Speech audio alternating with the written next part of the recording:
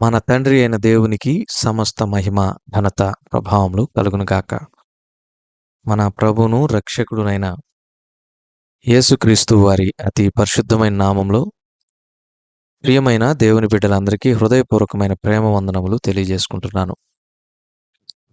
దేవుని పరిశుద్ధ గ్రంథంలో నుండి నిర్గమకాండము 36వ అధ్యాయములో 20 నుంచి 38వ వచనం వరకు, అంటే చివరి వచనం వరకు ఉన్న వాక్య భాగము, మరియు 37, 38, 39 అధ్యాయాలలోని వాక్య భాగమును ఈ దినాన మనం ధ్యానం చేద్దాం. నిర్గమకాండం 36వ అధ్యాయం 20వ వచనమును మాత్రమే చదువుకుందాం. మరియు అతడు మందిరమునకు తుమ్మకర్రతో నిలువు పలకలు చేసెను. దేవుడు ఈ కొద్ది మాటలను మన కొరకు దీవించునుగాక. ప్రభునందు ప్రియమైన సహోదర సహోదరులారా, చదవబడిన ఈ వాక్య భాగాన్ని మనం గమనించినప్పుడు నిర్గమకాండం 36వ అధ్యాయము మరియు 37, 38, 39 అధ్యాయాలను మనం చదివినప్పుడు దేవునిచే ఏర్పరచబడిన, అంటే ఆయన ప్రత్యక్ష గుడారం యొక్క నిర్మాణమునకు, అందులోని ఉపకరణముల తయారీకి, యాజకుల వస్త్రముల యొక్క కుట్టేటటువంటి పనికి ఏర్పరచబడిన అహోలియాబు మరియు బెసలేలు, వీరిరువురు ద్వారా శిక్షణ పొందిన ఇశ్రాయేలీలు దేవుడు ఆజ్ఞాపించిన ప్రకారం యావత్తూ చేశారు అనే విషయాన్ని నిర్గమకాండము 36 నుంచి 39 అధ్యాయముల వరకున్న వాక్య భాగంలో మనం చూడగలం. అయితే ప్రభునందు ప్రియమైన సహోదర సహోదరులారా, ఈ వాక్య భాగమును మనం గమనించినప్పుడు బెసలేలు, అహోలియాబులు దేవుడు ఆజ్ఞాపించిన ప్రకారముగా ప్రత్యక్ష గుడారమును నిర్మించారు. ప్రత్యక్ష గుడారము, అందులోని ఉపకరణాలు వారు చక్కగా తయారు చేయడం జరిగింది.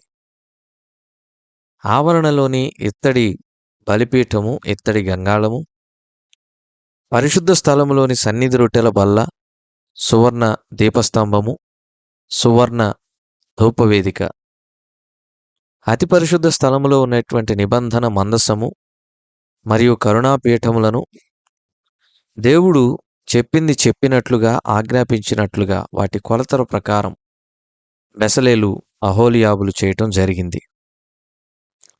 ఈ క్రమంలో ప్రభునందు ప్రియమైన వారలారా, ప్రత్యక్ష గుడారము వారు దేవుడు ఆజ్ఞాపించిన ప్రకారంగా చేశారు. ప్రత్యక్ష గుడారంలోని ఉపకరణాలు వారు దేవుడు ఆజ్ఞాపించినట్లుగా చేశారు. ప్రత్యక్ష గుడారంలో యాజకత్వం చేసే యాజకుల వస్త్రాలు వారు దేవుడు ఆజ్ఞాపించినట్లుగా కుట్టారు. మంచిది. దేవుడు చెప్పింది చెప్పినట్లుగా చేస్తే ఏమొస్తుంది? నిర్గమకాండం 39, 42, 43 వచనములను చదువుకుందాం. యెహోవా మోషేకు ఆజ్ఞాపించినట్లు ఇశ్రాయేలీలు ఆ పని అంతయు చేసిరి. మోషే ఆ పని అంతయు చూచినప్పుడు యెహోవా ఆజ్ఞాపించినట్లు వారు దానిని చేసియుండిరి. అలాగుననే చేసియుండిరి గనుక మోషే వారిని దీవించెను.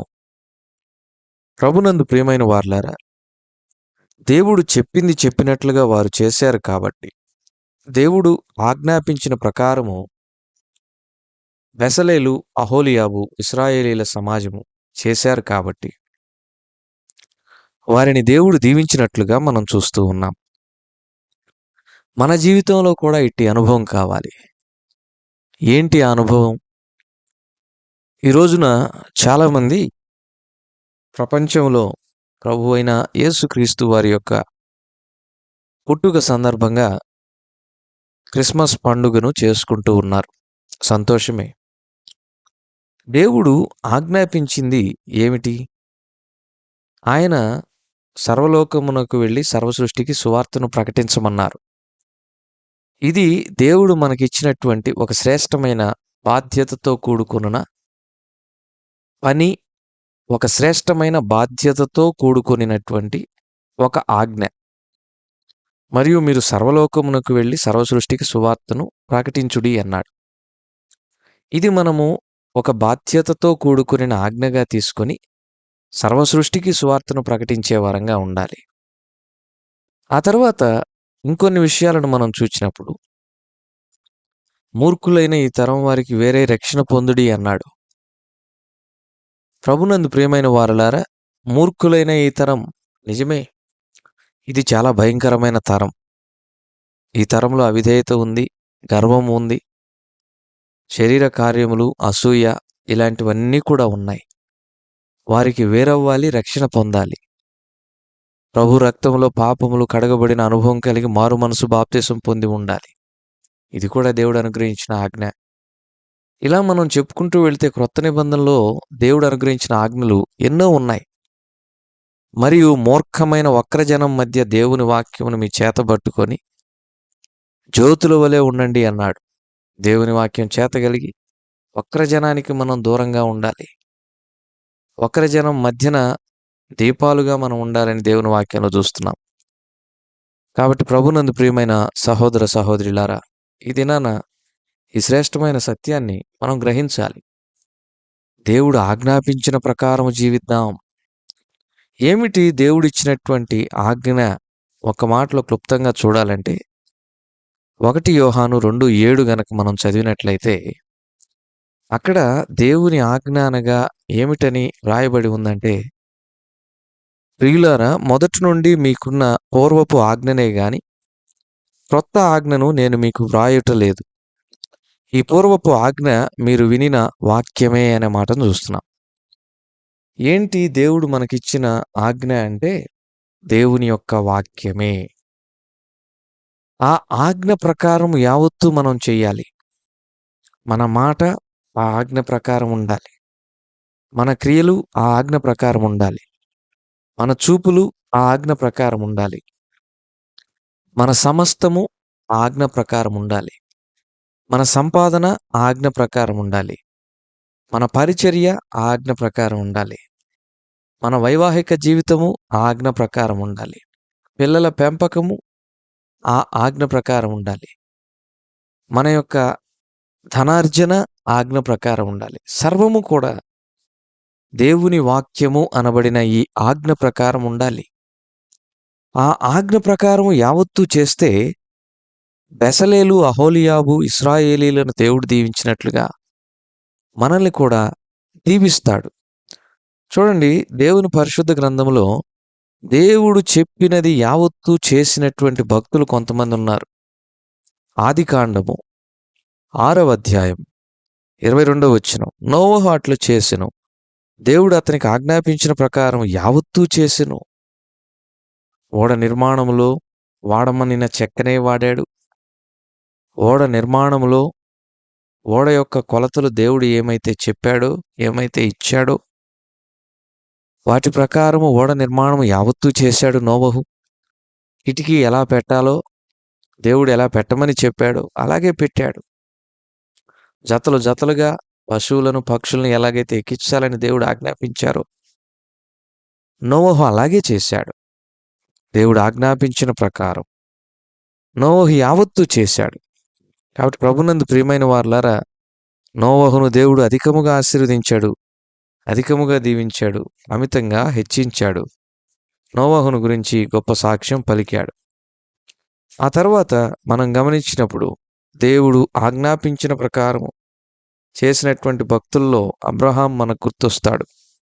ఆదికాండము 12వ అధ్యాయంలో తన బంధువుల నుండి, జనుల యొద్ద నుండి లేచి నేను చూపించబో దేశమునకు వెళ్ళమని దేవుడు ప్రకటించినప్పుడు, ఆజ్ఞాపించినప్పుడు, చెప్పినప్పుడు అబ్రహాము ఆ ప్రకారముగా దేవునికి విధేయత చూపించి తన యొక్క స్వజనుల నుండి, తన యొక్క స్వగ్రామమును విడిచి అబ్రహాము ప్రయాణమైనట్లుగా మనం చూస్తూ ఉన్నాం. కాబట్టి ప్రభునందు ప్రియమైన సహోదర సహోదరులారా, ఈ శ్రేష్టమైన సత్యాన్ని మనం జ్ఞాపకం పెట్టుకోవాలి. మనము దేవుడు ఆజ్ఞాపించిన ప్రకారము యావత్తూ చేసినప్పుడు మనము దీవించబడతాం. మనము దేవుడు ఆజ్ఞాపించిన ప్రకారం యావత్తూ చేయక మనకు నచ్చినట్లుగా జీవిస్తూ, మనకు నచ్చినట్లుగా ఉంటూ, మనలను దేవుడు దీవించట్లేదు అని, దేవుడు దీవించేశాడు అని లేదంటే దేవుడు ఎందుకు దీవించట్లేదు అని చెప్పి మనం ఆలోచన చేయడము, ఒక నిర్ధారణకు రావడం అనేది అది ఒక అవివేకమైనటువంటి పని. దేవుడు ఆజ్ఞాపించిన ప్రకారం యావత్తూ చేస్తున్నామా లేదా? దేవుడి ఆజ్ఞ అంటే వాక్యం అని చూసాం.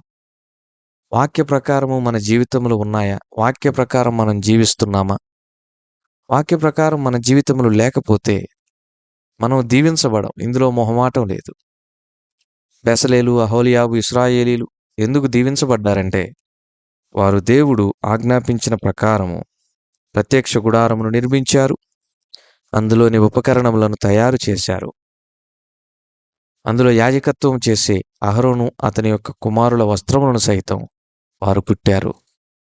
మరి ఈ రోజున, ఈ ఉదయాన ప్రపంచం యావత్తు యేసుక్రీస్తు ప్రభువారి యొక్క పుట్టుకను పురస్కరించుకొని సంబరాలను చేస్తున్నటువంటి ఈ సందర్భంలో దేవుని ఆజ్ఞ అనబడిన ఈ జీవము కలిగిన దేవుని వాక్యమునకు ఎంత మేరకు లోబడి దాని ప్రకారము యావత్తు మనం చేస్తున్నాం? ఒకసారి మనల్ని మనం ప్రశ్నించుకుందాం. ఎందుకంటే దేవుని ఆజ్ఞ ప్రకారం యావత్తు మనం చెయ్యాలి. మనం ఏ పని చేసినా దేవుని ఆజ్ఞ ప్రకారముగా మనం చెయ్యాలి. మన జీవితము దేవుని ఆజ్ఞ ప్రకారముగా ఉండాలి. మన ప్రవర్తన దేవుని ఆజ్ఞ ప్రకారముగా ఉండాలి. ఆజ్ఞను అతిక్రమిస్తే ప్రమాదమేంటో మనకు తెలుసు గదా. 1 యోహాను 3వ అధ్యాయం 4వ వచనంలో దేవుని వాక్యం ఏమని చెబుతూ ఉందంటే, పాపము చేయు ప్రతివాడు ఆజ్ఞను అతిక్రమించును, ఆజ్ఞ అతిక్రమమే పాపము అని చెబుతూ ఉంది. కాబట్టి జాగ్రత్త సుమా. ఆజ్ఞను అనగా వాక్యమును మనం అతిక్రమించామంటే మనం పాపము చేసిన వారమే. పాపం వలన వచ్చు జీతము మరణమని దేవుని వాక్యం సెలవిస్తూ ఉంది. మన పాపముల కొరకు ప్రభువు ఒకసారి మరణించారు. మరలా మనం పాపము చేసి ఆయన్ను సిలువ వేయవద్దు. ఒక ప్రాముఖ్యమైన సత్యం మనం జ్ఞాపకం పెట్టుకోవాలి. పాపము చేయడం అనేది విశ్వాసికి అలవాటుగా మారకూడదు. ఇది చాలా ప్రమాదం. ఆజ్ఞను అతిక్రమించి పాపము చేసి మరణమనే జీతమును మనము పొందుకొని ఉండగా కాలము సంపూర్ణమైనప్పుడు మన ప్రభువైన యేసుక్రీస్తు వారు పరలోకంలో దేవునితో సముడుగా ఉండి ఈ లోకమునకు మనుష్య కుమారునిగా జన్మించుటకై కన్య అయిన మరియ గర్భమును ఒక వేదికగా చేసుకున్నాడు. మన వంటి రక్త మాంసములతో కూడిన దేహమును కలిగి ఈ లోకములో మనందరి యొక్క పాపములను శిలువమాను మీద మోసుకుని వెళ్ళే దేవుని గొర్రెపిల్లగా ఈ లోకమునకు ఏతించాడు. ప్రభువైన యేసుక్రీస్తు వారు పుట్టింది మనందరి యొక్క పాపముల కొరకై మరణించటానికే, మనందరి యొక్క పాపములను ప్రక్షాళన చేయటానికే, మనందరి యొక్క పాపముల నుండి విమోచించటానికే. కాబట్టి తానే తన ప్రజలను వారి పాపముల నుండి రక్షించును గనక ఆయనకు యేసు అని పేరు పెట్టుదువని దేవుని పరిశుద్ధ గ్రంథంలో మత్తయి 1:21లో దేవుని యొక్క వాక్యం సెలవిస్తూ ఉంది. యేసు అంటే రక్షకుడు. మన ప్రభువు మన యొక్క పాపముల నుండి విమోచించుటకు కలువరి శిలువలో మరణించటానికి ఈ లోకంలో జన్మించిన దేవుని గొర్రె పిల్లగా ఉంటూ ఉన్నాడు. మరి ఆ ప్రభువైన యేసుక్రీస్తు వారు ఆజ్ఞాపిస్తూ ఉన్నాడు, మూర్ఖులైన ఈ తరం వారికి వేరే మీరు రక్షణ పొందుడి అని. మనం రక్షణ పొందాలి. 2, ప్రభువైన యేసుక్రీస్తు వారి యొక్క రాకడ కొరకు సిద్ధపడాలి. ఆయన మరలా ఏదో ఒక రోజున రాబోతూ ఉన్నాడు. 2000 సంవత్సరాల క్రితం సశరీరునిగా, మానవ రూపిగా, కన్యక గర్భాన బాలుడిగా వచ్చాడు. 33.5 సంవత్సరం ఈ లోకంలో జీవించాడు. మానవాళి యొక్క పాప పరిహారం కొరకు కలువరి శిలువ యాగం జరిగించాడు. మరణమును గెలిచి తిరిగి లేచాడు. తండ్రి కుడి పార్శ్వమును చేరినేడు విజ్ఞాపన చేయుచున్నాడు. ఆయన మరలా ఒక దినాన వస్తాడు. ఆయన వచ్చేటప్పుడు ఆయనను మనం ఎదుర్కోవాలంటే మనం చేయాల్సిన పని ఒకటే. బెసలేలు, అహోలియాబు, ఇశ్రాయేలీలు చేసినట్లుగా ఆయన ఆజ్ఞ ప్రకారముగా యావత్తు చెయ్యాలి. ఈ లోకంలో జీవించాలి అనగా ఆయన వాక్య ప్రకారంగా జీవించాలి. వాక్య అతిక్రమమే పాపం. పాపం వలన వచ్చు జీతం మరణం. దాని నుండి దేవుడు తప్పించాడు. అయితే ఆ దాసత్వం అనే కాడి క్రింద మరలా చిక్కుకొనకుండా జాగ్రత్తగా చూసుకోవాలని ఈ సందర్భంలో ప్రభు పేరట మనవి చేస్తూ ముగిస్తున్నాం. దేవుడి కొద్ది మాటలు మన కొరకు దీవించునుగాక. ప్రార్థన. కనికర పూర్ణ స్తోత్రాలు, విత్తబడిన వాక్యం నీరు కట్టి ఫలించేసి మా ప్రియులను దీవించమని మా రక్షకుడైన యేసుక్రీస్తు వారి పరిశుద్ధమైన నామములో ప్రార్థించి అడిగి వేడుకొంచున్నాము తండ్రి. ఆమేన్.